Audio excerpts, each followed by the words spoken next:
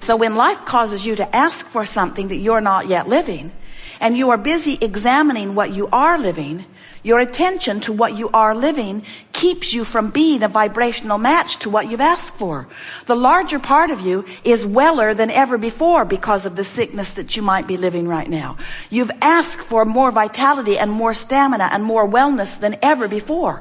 And vibrationally speaking, non-physically speaking, in the vibrational reality, in the vortex of creation, you are weller than ever before. But you often have your attention upon the current manifestation where you're not feeling good, or where the x-ray has pointed out something unwanted, or where the blood test is not giving you the results that you want to see. So as you not only face, wallow in. As you wallow in, we love you very much, as you wallow in your current reality, you deprive yourself of the vibrational connection to who you really are, and you hold back. You hold yourself back. You resist your own expansion. You resist your own well-being, and when you do, you feel negative emotion that is your indicator that you're doing just that. Every single time you feel negative emotion, no matter what, whether it's depression, whether it's fear, whether it's anger, whether it's overwhelmment, it does not matter what the negative emotion is, although there are levels of them in terms of intensity.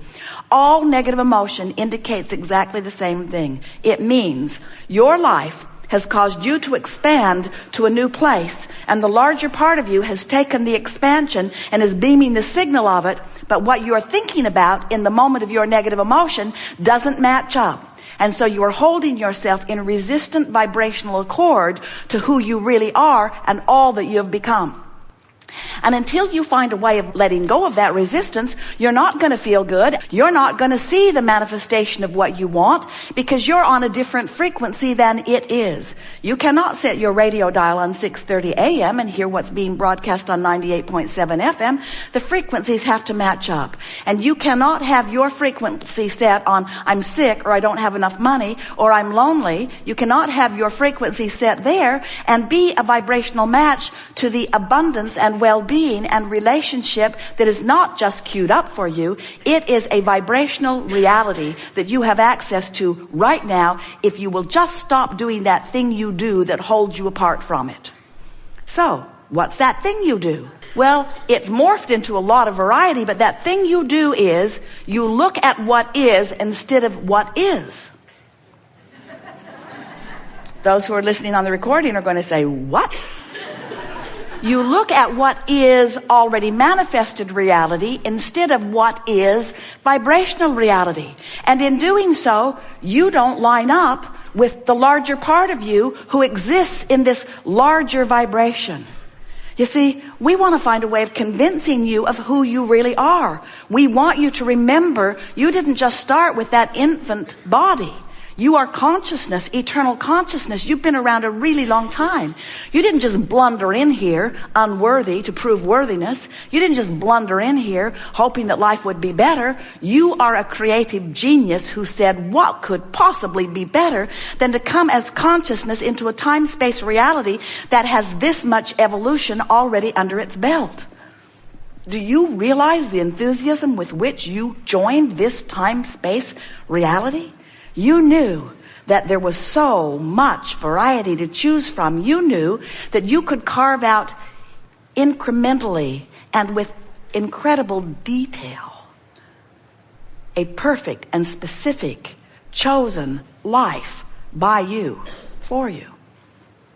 So, here you are, in your magnificent physical bodies, in your perfect contrasting environment, sifting and sorting and doing just what you said you would do all day long, asking for improvement, asking for improvement, asking for improvement. And here we are, source energy, the inner being that is you, that which man calls God, standing in the vibrational place where all that you have asked for has already materialized vibrationally. You want to nitpick. Materialized vibrationally? Abraham? Really? And we say, oh, you are so good at interpreting vibration. What you see with your eyes is vibrational interpretation. What you hear with your ears is vibrational interpretation. So when we say there is a materialized vortex of creation, we're not stretching it far at all. It's just that you don't see it with your eyes and you don't hear it with your ears. You feel it with your gut. You feel it with your emotions. You feel it. You feel the vibration of it. You know it. Do you know the difference between seeing something and knowing something? Can't you feel knowing in your belly? Do you see love or do you feel love? Don't you know it in your belly? Do you see fear? Is there stuff in the air that you see that you say, oh, there's fear. Oh, fear. I see fear. I see fear. It's an interpretation. And you have the ability to see clearly the vibrational unfolding of that which you are. And when you do, when you have the ability, when you have trained yourself into the vibrational proximity of this vortex of creation, and we'll talk all day here about how to do that. When you deliberately move yourself vibrationally into this vortex, where you are able to feel the conclusion of the things you've been asking for, even though they have not manifested in a way that others can see them. When you know the reality of what you've been asking for, it must manifest. But we're not giving you this information so that you can manifest all of that stuff, while you will, and we want you to. We are giving you this information because you cannot be you unless you know it. You cannot be you unless you are vibrationally up to speed with you. You are not you unless you are in love. You are not you unless you are emanating love. You are not you unless you are appreciating wherever you are looking. You are not you unless you feel frisky and vital and alive and passionate. You are not you. You are a shadow of you. You are a shell of you. You are a fragment of you. You are a disconnected, too strong of word particle, too small of word, small little part of you. You are not who you are when you feel negative emotion. You have pinched yourself off from the wholeness that is you. So stop it. So over time, we've been saying to you that if you have a desire and your belief is the same as your desire, that's really what positive expectation is, then it has to be, and it has to be fast. Because your desire is pure, there's no resistance to it, and it's flowing to you. And you've proved that out in your own life, haven't you? The things you expect come easily to you. It's the things you don't expect that keep seemingly messing up your experience. Someone the other day says, I don't want to work there, but I have no choice. What an awful trap. I want more money, but I can't figure out how to get any. I want a mate, but I can't find a mate. And we say, when you want and you equally or greater doubt the thing you want, then you hold yourself in what feels like a tug of war to you, and it literally is a tug of war, because in your doubting you have introduced a resistance that does not allow you to go to the vortex where what you want is. So over time we've said to you, when you want it and believe it, it is. Then we began telling you that you are a creator. And that if you are a deliberate creator, which means you think more about what you want, you script it, you write about it, you talk about it, that more of the things that you want will begin to come into your experience. Be more deliberate in your intent, we said to you. Then we watched you. You worried about your thoughts too much then. You got the idea that every word that popped out of your mouth was going to bring immediate response to that word. So you said, cancel, cancel, cancel, as you tried to suck back the word before law of attraction took it away and ran with it. And so then we began explaining to you that well-being really is the basis of your experience, and that you have much latitude and leeway. And that if you will think about allowing what you want to come, that there is a step 3 process. Life causes you to do step 1, ask. Source answers, and today we're telling you not just answers. Source literally becomes the vibrational equivalent of what you're asking for and holds it in this vortex where law of attraction is gathering. Step 3 is you got to figure out how to be a vibrational match. And then for a while, we offered you the analogy that when you ask, Source answers. And as law of attraction responds to Source holding the fullness of all you've asked for, as law of attraction responds to that request, the sensation to you is like a being called downstream, naturally toward the fulfillment of what you are wanting. Today, we are going to describe this process to you in yet another way, We want to say to you that when you ask, you send rockets of desire into your vibrational experience. And we've been calling this your vibrational escrow, because it's where all that you want is held in an account that's just for you, that no one else is going to sweep in. Bernie Madoff does not have access to this account. And then we began calling it a vibrational reality. It's a vibrational reality because you're so excited about this physical reality. We want you to be excited about this vibrational reality.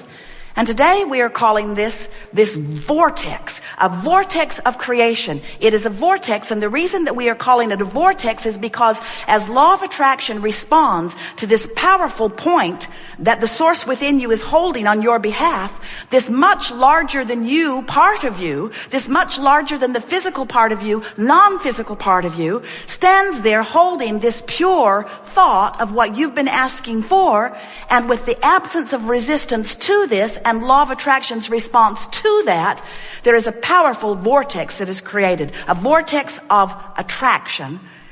And this is the most important thing for you to hear about this, where all cooperative components are being assembled. The question is, are you a cooperative component? And the answer is, if you're mostly joyful, mostly happy, mostly eager, mostly frisky, then yes, you could count yourself as a cooperative component. And if all of that is true, then you're saying to us, things work out for me. Ideas come just at the right time. I flow in and out of all things. I rendezvous with like-minded people. Wonderful things happen. I barely think about something that I want, and the path to achieve it is unfolding for me. I feel good all of the time. I wake up, I hit the floor with a feeling of enthusiasm for life. I feel reborn anew every day of my life experience. If that's the way you are describing yourself, then you are often, most often, in the vortex. But if you're ornery, if you're confused, if you feel resentment, then you're not in the vortex, not consistently. And if you're like most people, you're in and out, in and out. If you're like most people, you're out, and out, and out, and out, and out, and in, and out, and out, and out, and out, and out, and damn mad about being out, and in, and out, and out, and out, and joining the online chat group about how crummy it is to be out, and out, and out, and out, and out, and in, and out. If you're like most people, you're out mostly, on the brink of it sometimes, and in rarely, but you've been in enough to taste the sweetness of alignment, enough so that when you're not in there experiencing the fullness of all that is meant to be for you, you resent it. You know something is really, really, really, really, really, really wrong. And that's why when you don't feel good, you want to blame this one and that one and this one and that one and this one and that one. Usually the person you live with is the person that gets the brunt of your blame about you not being in the vortex, but we want to lovingly give it all back to you. You get the credit, 100% of the credit, about whether you're in the vortex or whether you're not in the vortex. We just want to do the best sales job ever about wanting to inspire your desire to be in the vortex, because we see clearly what you've put there, and we know the expansiveness of who you have become, and we know the capacity for clarity and love that is really you, and we don't blame you a little bit if you're not completely up to speed with the fullness of who you have become. You feel awful and you want it. We just want to say to you, there's no way of filling the void of not being in the vortex other than getting in the vortex.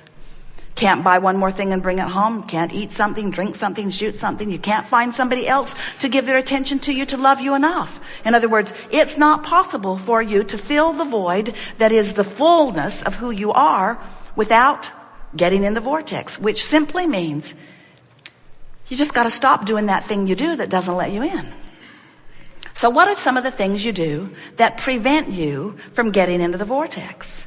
And you understand this vortex is just this high, non-resistant energy place where you rendezvous with the source. Esther's in the vortex, otherwise she could not receive Abraham with this clarity. In other words, she is up to speed with the vibration that is us, and that's why the conversation is seamless between the intent of that which we are offering and her ability to deliver it. That's in the vortex.